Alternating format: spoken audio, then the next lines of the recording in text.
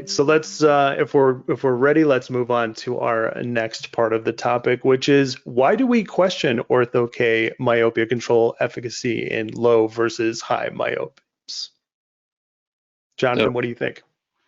a point about this is I feel like that's a clinical mindset of a lot of people in orthokeratology, and I've run across it in the whole gamut of ortho-K practitioners, whether it's a new, fresh starting doctor who's starting to work with orthokeratology, or even a doctor who fits multiple cases a month. And I think it's just a preconceived notion from some older research that they kind of carry forward with them.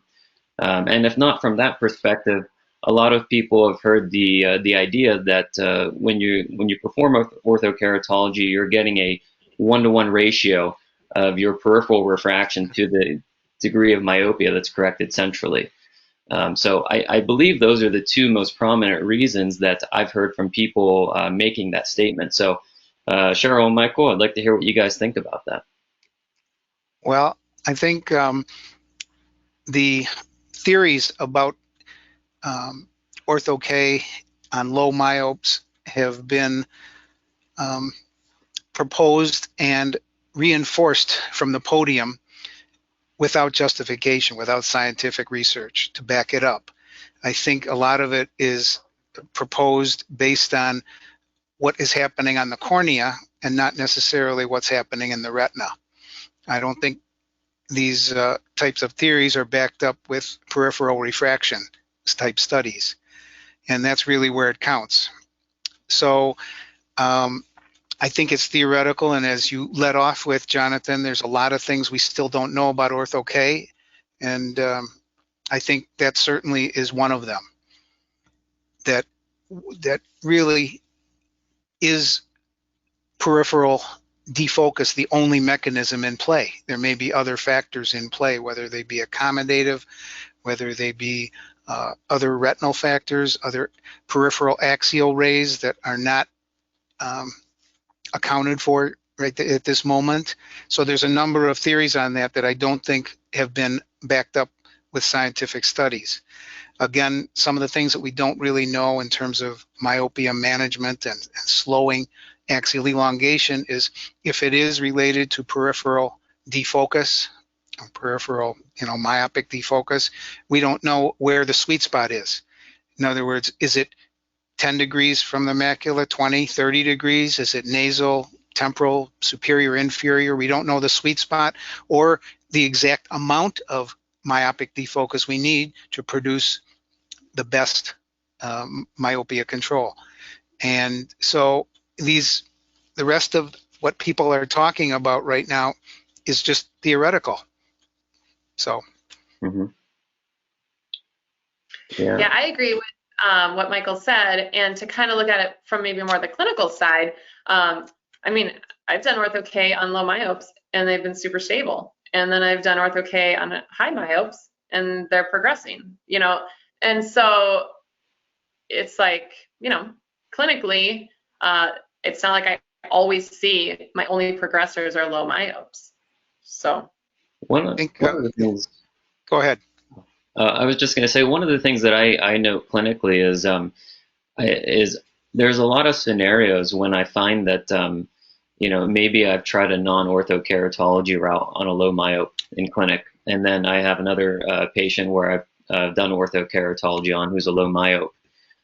When I sometimes run into issues with still a rate of progression that I'm unhappy with, I find that I often very quickly run into walls and limitations on the non-orthokeratology patient because I feel very boxed in on the customizability of it. For example, speaking specifically of either atropine or some sort of multifocal optics soft contact lens. Atropine, you can increase the strength so much, and then you have to worry about side effects and symptoms, which is usually a very big headache for a lot of patients, I find. But then, if we go into the optical realm of the multifocal optics soft contact lenses, because our hands are tied based on the manufacturer's productions of them, you have very minimal to no changes that you can make in optic zone size. in the amount of peripheral plus that you're pushing in the defocus of the lens. You know, and like you said, Michael, a lot of it is theoretical, but to have the opportunity to change theoretical parts of an orthokeratology lens design, I think that gives you so much important value in that fitting. You know, it's just, you know, we're no longer happy sometimes with 20/20. You know, we have a progressing myope, and then it's like, okay, they're still progressing. What can I try to change? How nitpicky can I get with this Ortho-K lens design? Do I want to change the shape of the focus on the fovea to be more conical so that there's more plus fitting inside the pupillary zone? Do I want to increase the peripheral defocus?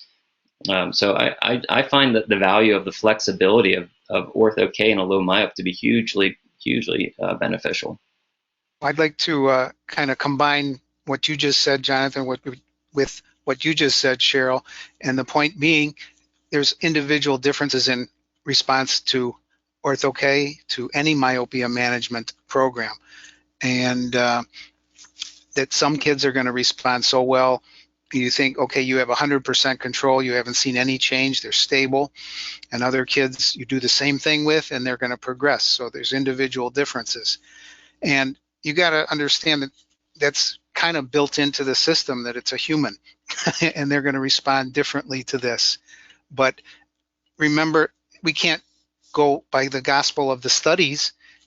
They're not, those studies, what are they reporting to us right now? Mean differences. So say they have 100 kids, which most of the studies don't even have 100 kids in them, and some of the kids will have zero progression. So they will have what's called 100% myopia control.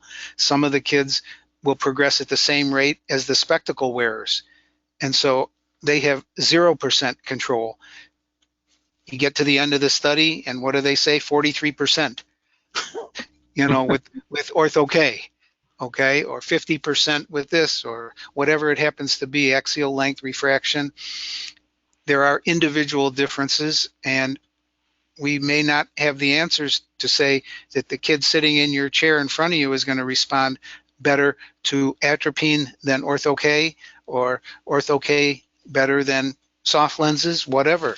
We don't know the answers. When that kid is sitting there, we don't have a measurement that we can look at and say, okay, Ortho-K is best for you. We have it in our gut feeling, which is best.